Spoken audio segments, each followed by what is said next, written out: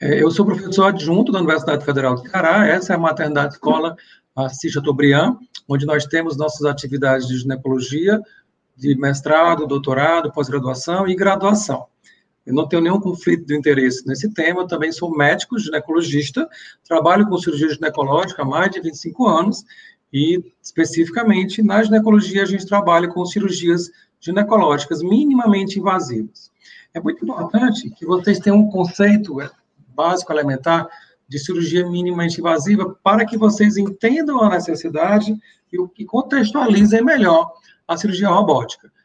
Há muito tempo, na verdade, desde Hipócrates, traduz-se a terapêutica e a intervenção médica como um padrão de mínimo trauma, mínima intervenção, máxima preservação das relações anatômico-topográficas normais.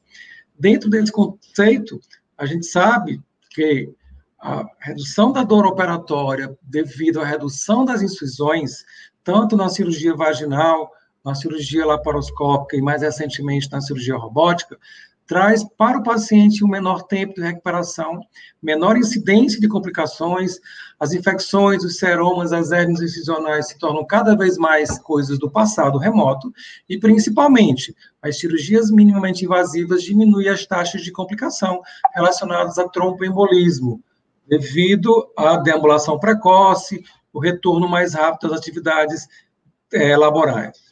Entretanto, existem, claro, óbvias desvantagens. A cirurgia laparoscópica, por exemplo, ela tem uma visão muito restrita do campo. Existe a necessidade de se palpar, de se tatear a estrutura em jogo, e você não consegue fazê-lo nem na robótica, nem na laparoscopia. E, obviamente, a restrição de mobilidade, a necessidade de você ter uma atividade ergonômica que interessa a toda a equipe multidisciplinar na intervenção ginecológica. Hoje, a ginecologia chamada minimamente invasiva, ela vai muito além das cirurgias abertas que vocês devem conhecer como apanágio da cesárea. Então, passa pelas cirurgias vaginais, que teve uma grande evolução nas últimas décadas, entretanto, a necessidade de habilidades laparoscópicas muito avançadas e a dificuldade de visualização da cavidade abdominal fez com que a laparoscópica surgisse num contexto, entretanto, com um custo muito alto de formação, uma dificuldade muito alta dos profissionais se habilitarem. E a cirurgia robótica, ela surge no primeiro mundo exatamente como essa possibilidade de procedimento minimamente invasivo, com mínimas incisões, mínimos traumas, porém com a curva de aprendizado muito mais rápida, muito menos custosa do ponto de vista financeiro, do ponto de vista de tempo para o jovem cirurgião.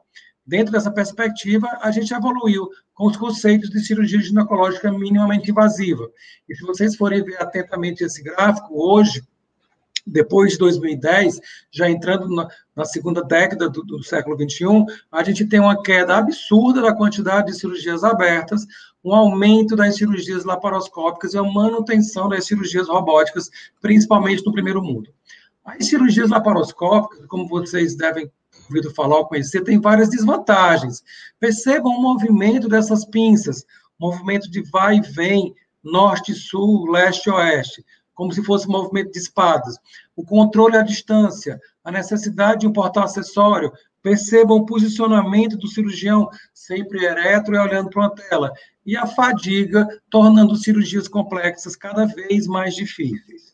A cirurgia robótica nos parece melhor dentro desse contexto, porque além de incorporar toda a mínima invasividade lá da laparoscopia, incorpora elementos de melhor visão, porque trabalhamos numa estratégia de uma plataforma tridimensional, as energias que fazem cortar mais rapidamente, mais eficientemente. Entretanto, as desvantagens, sobretudo no nosso meio de país subdesenvolvido, com baixo orçamento para a saúde, nós nos defrontamos com um procedimento de altos custos iniciais. A implementação da tecnologia e a implementação do treinamento, ela leva a um custo que está fora dos padrões habituais da gestão em saúde. As cirurgias podem, eventualmente, se tornar mais longas, eventualmente, você pode precisar de mais incisões para poder trabalhar com os braços do robô. E muitos profissionais, eles entendem que a cirurgia robótica e a cirurgia laparoscópica ainda permanecem paralelas e têm lugares paralelos. A cirurgia robótica, ela é, na verdade, uma cirurgia laparoscópica que se utiliza de uma plataforma robótica. Essa plataforma robótica que vocês veem na ilustração, os braços do robô XY, que é o robô mais moderno que existe hoje no mercado, ela dá autonomia para o cirurgião com movimentos articulares e uma visão tridimensional. Muitos colegas ainda acham que essa curva de aprendizado da robótica é muito extenuante, estão plenamente satisfeitos com a laparoscopia, acham que a tecnologia que nós dispomos hoje no mercado ainda não é a tecnologia ideal e que os custos possam ser um grande limitador. Na verdade, a cirurgia robótica, como eu falei para vocês, é um aperfeiçoamento da laparoscopia. A cirurgia robótica consiste na presença de um console, onde o cirurgião fica ergonomicamente sentado, através do qual ele controla todos os movimentos do robô que estão em contato com o paciente. E esse distanciamento cirurgião-robô faz com que você tenha menos invasão e menos lesão e menos riscos de infecção. É, portanto, a robótica uma cirurgia laparoscópica que adiciona um dispositivo eletromecânico assistido por computador à interação entre o cirurgião e o paciente. Nesse vídeo, a gente ilustra rapidamente o robô SI, da Vinci SI, que é o penúltimo no mercado, é o que nós temos mais frequentemente no Brasil e em muitos países do terceiro mundo. Percebam o posicionamento ergonômico e adaptado do cirurgião, os braços do robô com a ótica no centro e as pinças azuis laterais, que são inseridas através de mínimas incisões e que fazem movimentos extremamente delicados. Esses braços do robô, como vocês podem ver, trabalham com pinças que têm movimentos de 360 graus. O robô é controlado através do console, percebam os dedos do cirurgião trabalhando com esses joysticks, que são os endoclutches, que através de pequenos movimentos de pinça, eles filtram os movimentos da mão do cirurgião, diminuindo a força, reduzindo praticamente a 100% o tremor, tornando suturas complexas, procedimentos mais arrojados, que demorariam anos para serem aprendidos na laparoscopia convencional, procedimentos fáceis de serem repetidos. Nós temos várias gerações do robô, como eu falei para vocês. A geração que existe hoje no mercado, que, por exemplo, nós temos em Fortaleza, é o da Vinci SI, porém já temos o da Vinci XI e o SP. O SP consiste de braços separados, onde você pode usar individualmente para cada procedimento cirúrgico que você quiser. As vantagens cirúrgicas, portanto, do robô, elas são traduzidas numa verdadeira visão tridimensional, com magnificação enorme, conforto para o cirurgião. Percebam que ele fica desparamentado, ele não precisa usar avental cirúrgico, sentado diante desse console. Essa óptica, ela traz para o cirurgião uma visão tridimensional, com 1000 imagens por segundo, sem ruído e sem embaçamento de câmera. O controle, como eu falei para vocês, é feito longe da mesa cirúrgica através desse joystick, onde os movimentos são filtrados e são repetidos pela câmera tridimensional, e o cirurgião opera nessa área pequena. É exatamente esse posicionamento ergonômico, onde o cirurgião, basicamente, só vai trabalhar com movimentos de punho e de dedo, sem precisar movimentar ombro, braço, tórax ou o restante do corpo, faz com que a cirurgia seja feita de maneira mais ergonômica. Esse é o interior do console. Percebam que no campo superior esquerdo existe uma estrutura binocular, onde o cirurgião coloca a visão tridimensional. Existem também microfones e fones de ouvido para o cirurgião se comunicar com o restante da equipe.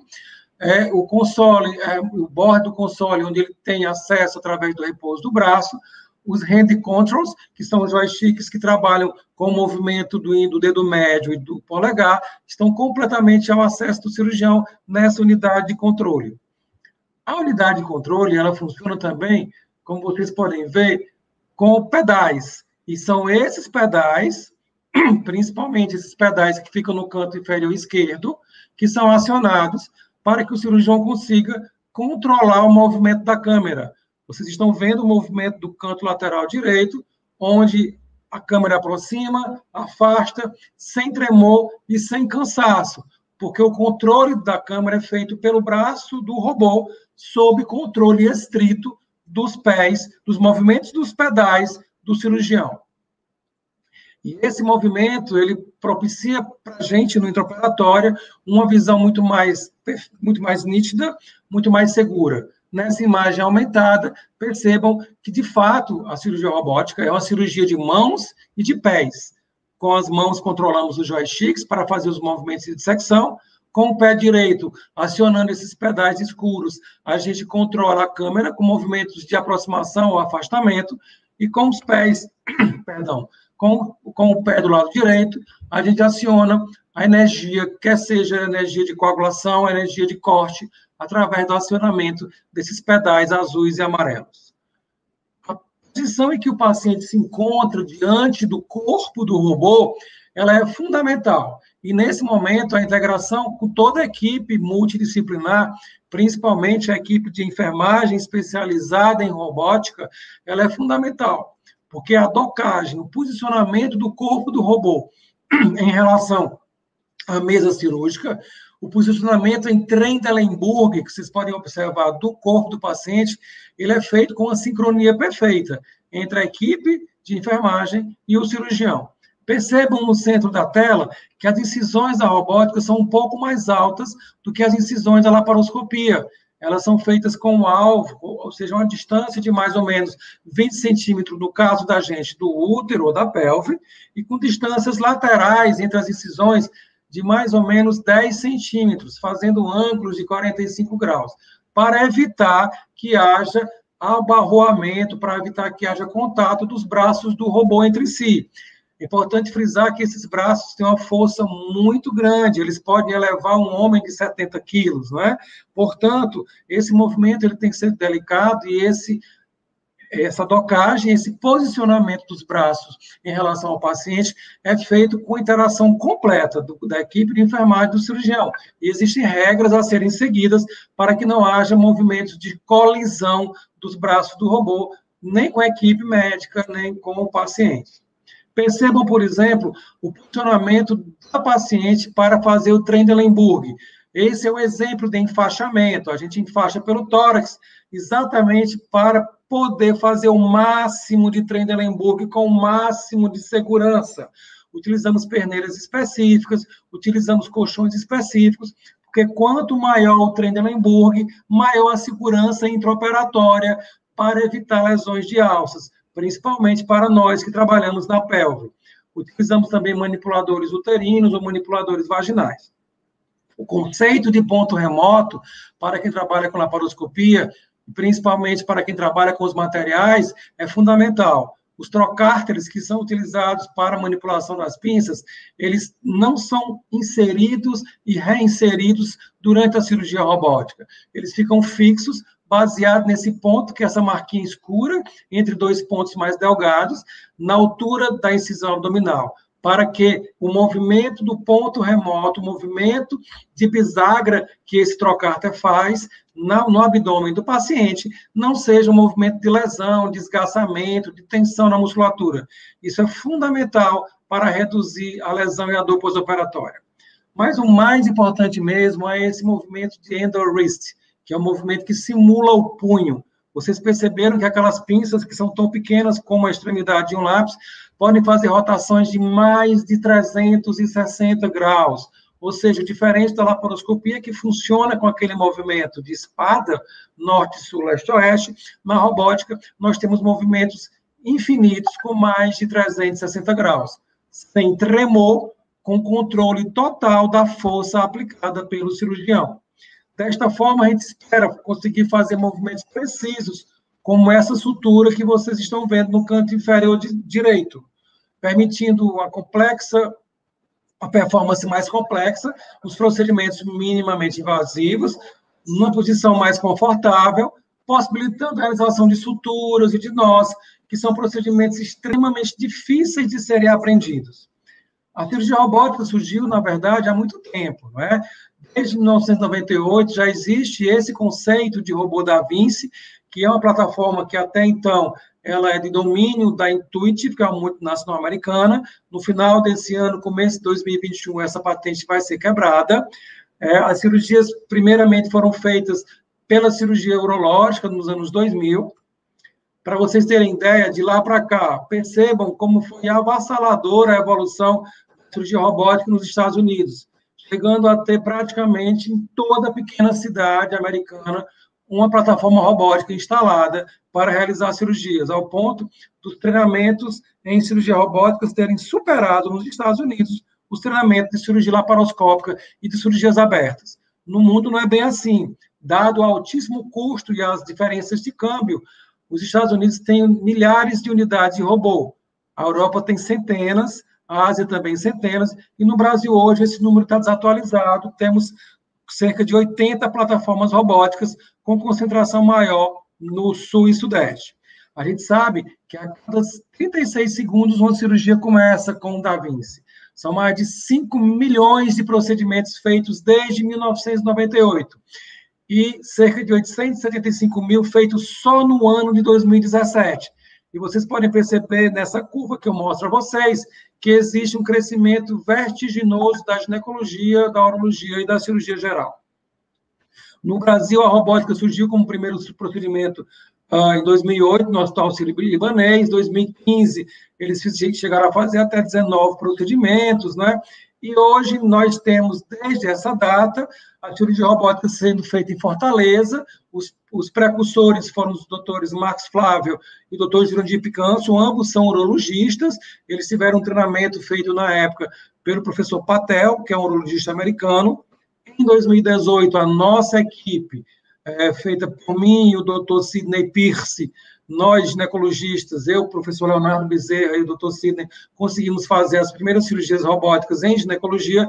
De 2018 para cá, temos operado muitas pacientes, principalmente com endometriose, doenças ginecológicas mais complexas.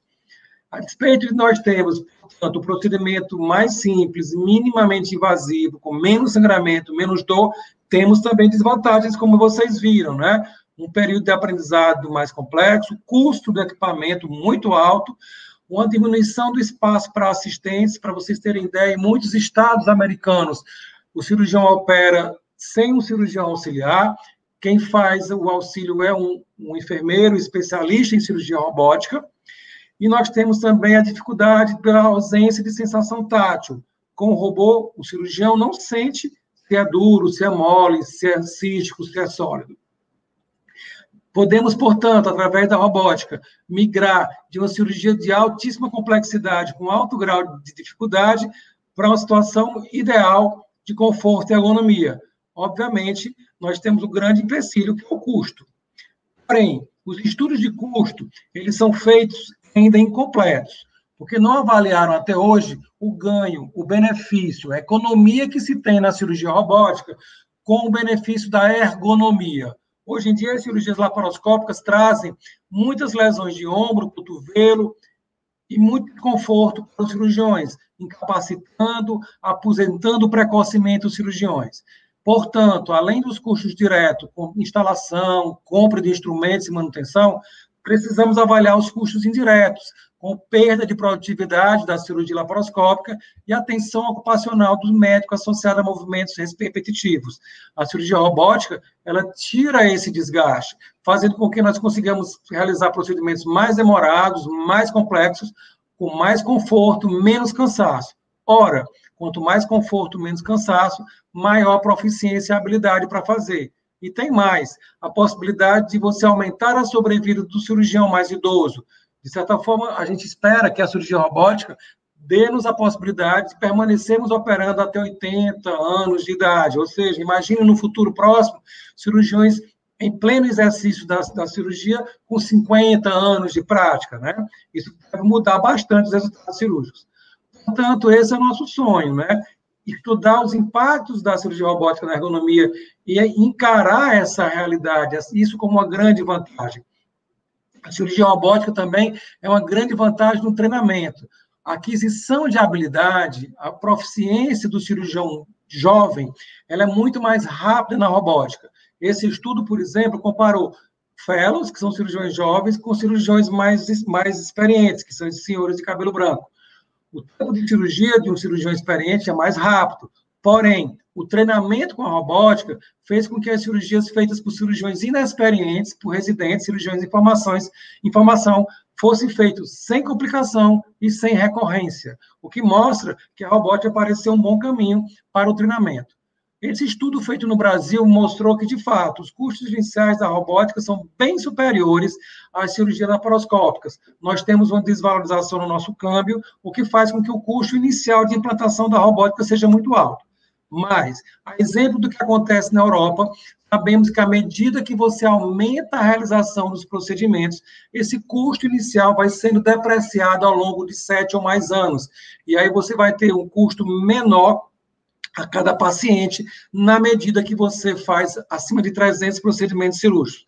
Então, a expectativa que nós temos é que, se você utiliza em mais pacientes, você vai ter menos custo individual. Isso talvez seja uma perspectiva de economia em saúde bem interessante para o futuro.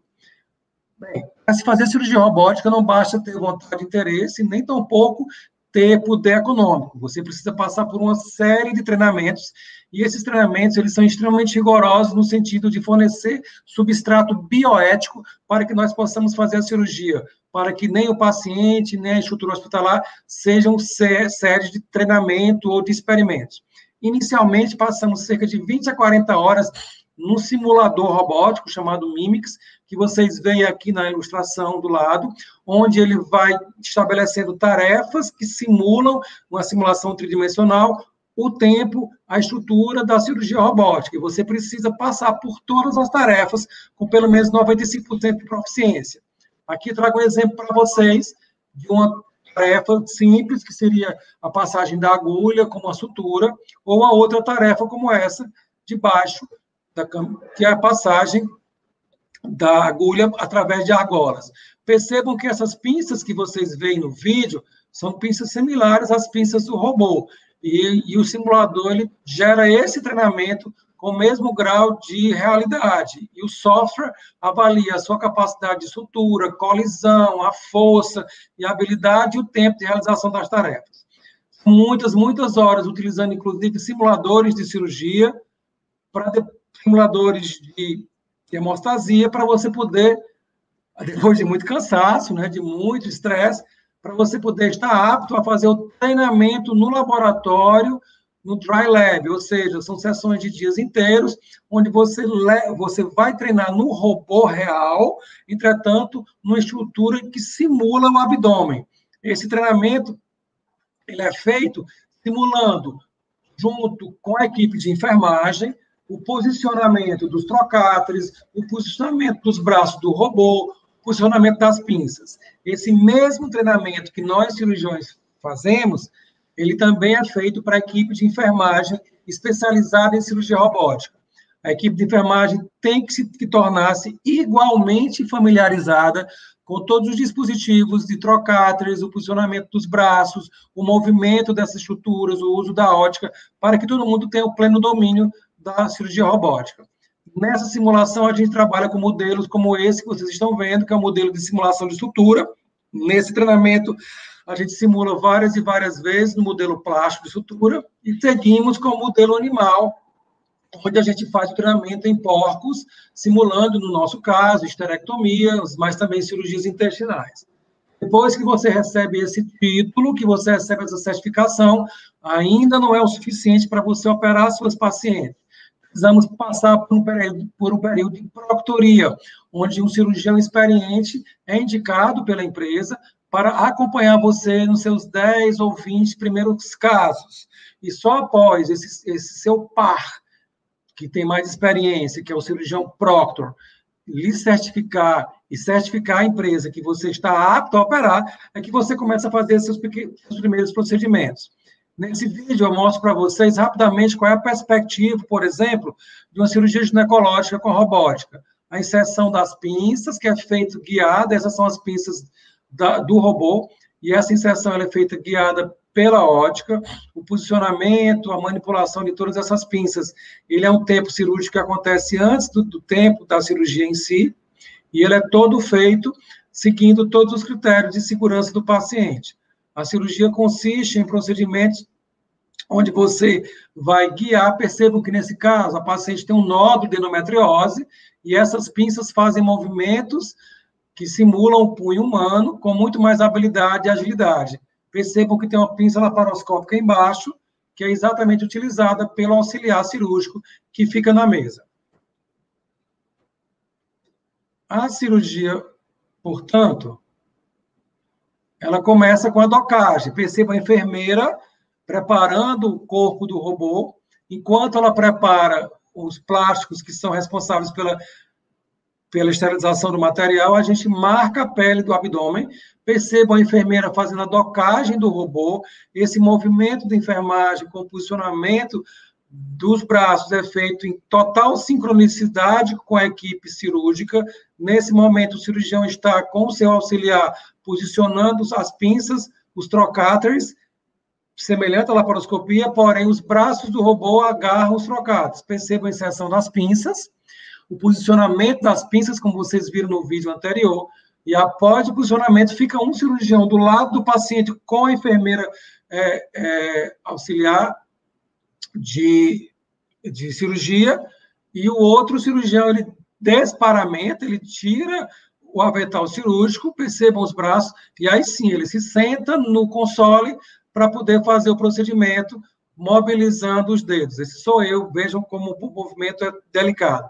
Esse é o exemplo de uma das primeiras cirurgias que a gente fez, onde a gente precisou fazer uma sutura. Essa sutura, que é feita na superfície do reto, numa paciente onde foi feita a ressecção de endometriose intestinal, ela é um dos tempos mais complexos de se fazer treinamento em laparoscopia. Percebam como esses movimentos na robótica são mais intuitivos, são movimentos mais reprodutíveis e mais fáceis de serem realizados através do robô. Toda essa sutura, todos esses pontos, todos esses movimentos levam muitos anos para serem aprendidos e para que o cirurgião adquira a expertise necessária para fazer esse procedimento com total segurança e qualidade. Essa é a nossa equipe multidisciplinar. Nós temos vários profissionais, anestesistas, e temos a equipe brilhante de enfermagem, essa Aline Siqueira, enfermeira especialista em robô. Nós temos a equipe grande de profissionais que está envolvida na realização da cirurgia. O robô, na verdade, é um grande coadjuvante. Veja a enorme equipe de enfermagem que trabalha conosco na realização desses procedimentos. O que nós temos para o futuro? Muitas coisas que no passado eram ficção científica, não é? A gente conseguir fazer cirurgia com 2 consoles, conseguir fazer cirurgia com uma única incisão, como vocês conseguem ver aí no canto inferior direito, conseguir fazer cirurgias, por exemplo, remotamente, um cirurgião num país, outro cirurgião em outro país. Eu costumo sempre contar a história que em 1992, quando eu era aluno de medicina, foi apresentado a cirurgia laparoscópica numa aula como um procedimento muito complexo e dificílimo de ser adquirido aqui em Fortaleza. Isso em 1992. Hoje, 99% dos nossos procedimentos em ginecologia são feitos por laparoscopia. E, claro, a cirurgia robótica está entrando e tendo seu espaço. Diferente do que acontece nos Estados Unidos, onde praticamente todas as cirurgias laparoscópicas são feitas com robótica, nós, no Brasil, infelizmente, ainda temos uma grande limitação econômica, sobretudo porque vivemos num momento de um caos social e de um caos de governança, principalmente do governo federal, muito grande, onde as desigualdades sociais e a acessibilidade só aumentam, onde o nosso sistema único de saúde está vilipendiado e correndo grandes riscos. E quando a gente fala de oferecer tecnologia de alta complexidade para o uso de todas as pessoas, fala-se muito que isso seja algo desnecessário, que isso seja um luxo. Mas nós sabemos, e nós sonhamos com a possibilidade de que, assim como nós conseguimos com a cirurgia laparoscópica ter acesso integral e restrito também pelo SUS, nós entendemos que no futuro bem próximo, com as conquistas sociais e com as conquistas econômicas que a gente vislumbra ter no futuro, com as mudanças de governo que a gente pretende ter, que a gente sim consiga ter a cirurgia robótica de acesso universal, como também tem a laparoscopia.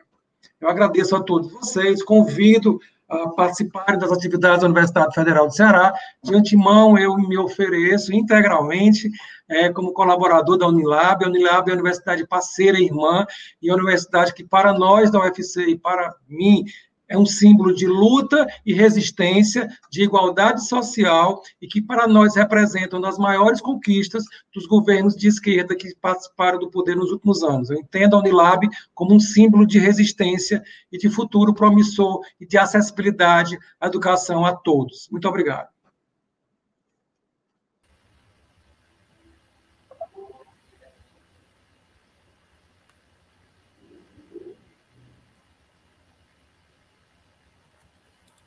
Olá, pessoal. Vocês conseguem me ver bem?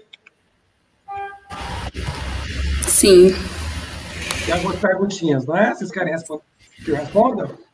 Sim, tem algumas perguntas, professor. Vou responder. Tô aparecendo, acho que eu não tô aparecendo lá na live. Você está aparecendo bem, eu estou te vendo bem, viu?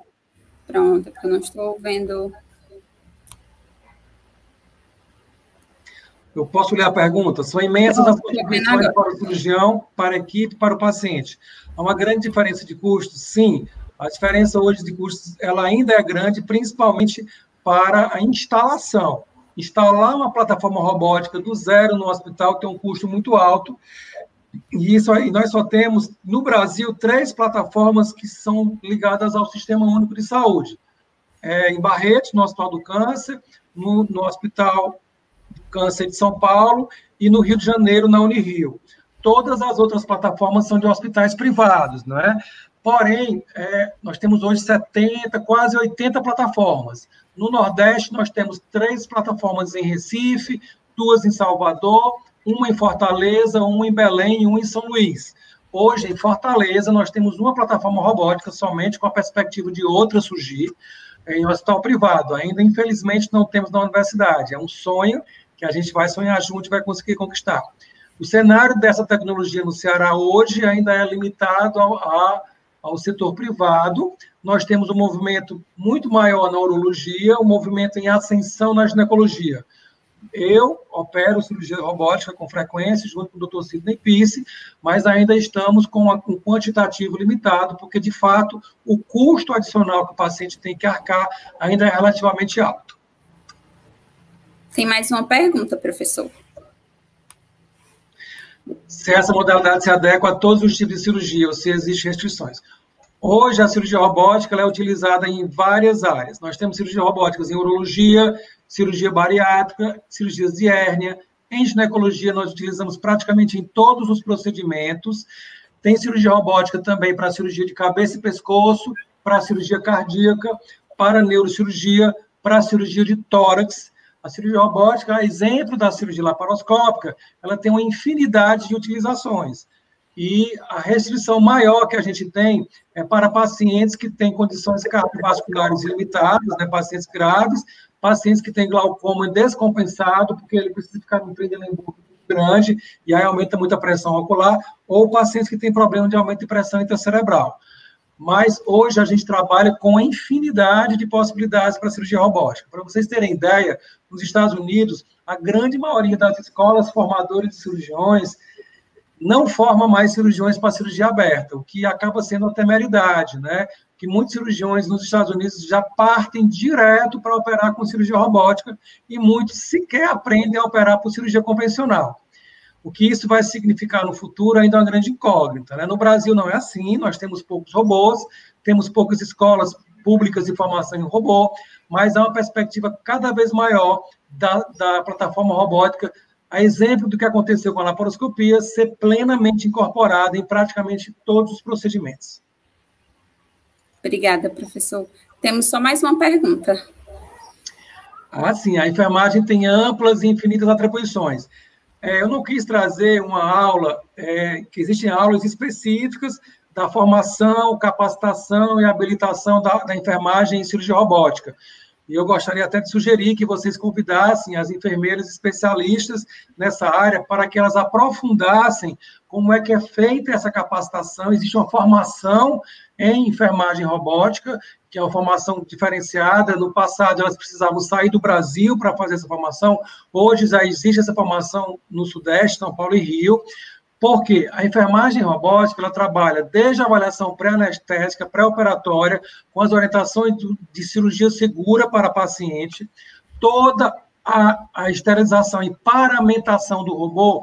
Vocês perceberam que o robô ele tem uma paramentação, ele é plastificado, ele é envolto, tudo isso tem uma logística de cirurgia segura extremamente especializada e complexa, totalmente diferente das outras cirurgias laparoscópicas ou cirurgias gerais.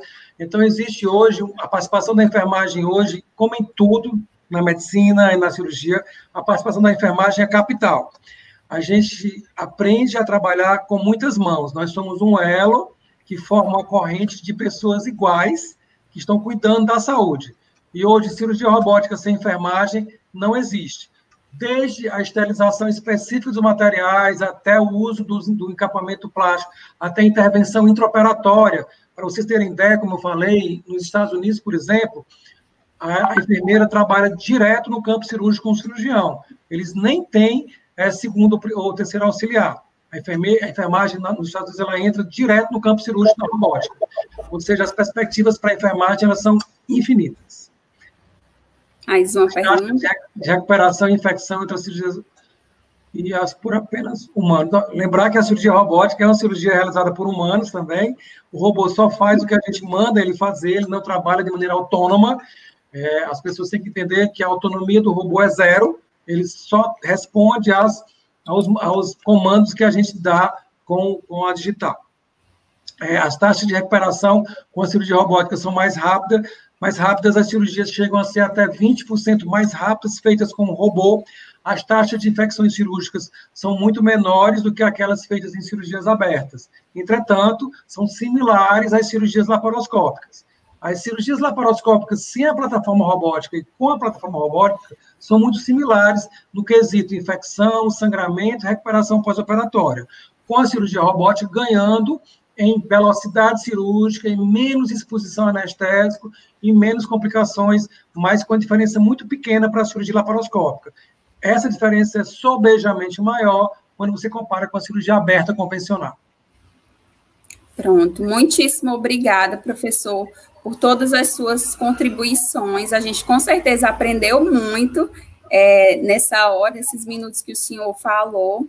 E, com certeza, a Unilab está de portas abertas para o senhor, para parcerias futuras. E é isso, muito obrigada. Muitas mensagens, as pessoas encantadas com essa parte da robótica, né, que é mais um ramo para a enfermagem atuar. Sim. Então, é isso, muito obrigada, a gente agradece demais. Eu que agradeço a vocês, parabenizo a Unilab pela sua existência, pelo seu exemplo de resistência e de luta, e por tudo que ela significa para nós, como uma universidade que propaga a igualdade social, a igualdade entre as raças, a acessibilidade, a educação, a cultura e ao saber. Me sinto muito honrado de estar aqui com vocês, viu? E eu quero mesmo que esse primeiro momento seja um primeiro de muitos outros momentos para a gente falar sobre saúde da mulher, sobre endometriose, sobre incontinência urinária, sobre uma série de problemas da saúde da mulher que nos interessam muito. E a voz de vocês, a voz da enfermagem, ela é um instrumento de multiplicação do saber que é muito mais forte do que o nosso, viu? Fiquem sabendo que são vocês que estão mais ainda do lado do paciente. Trabalho com a equipe multidisciplinar há mais de 15 anos, temos a nossa equipe uma enfermeira especializada em cirurgia robótica, que é nosso braço direito, nosso braço esquerdo, nossas pernas e braço e coração. Nós somos um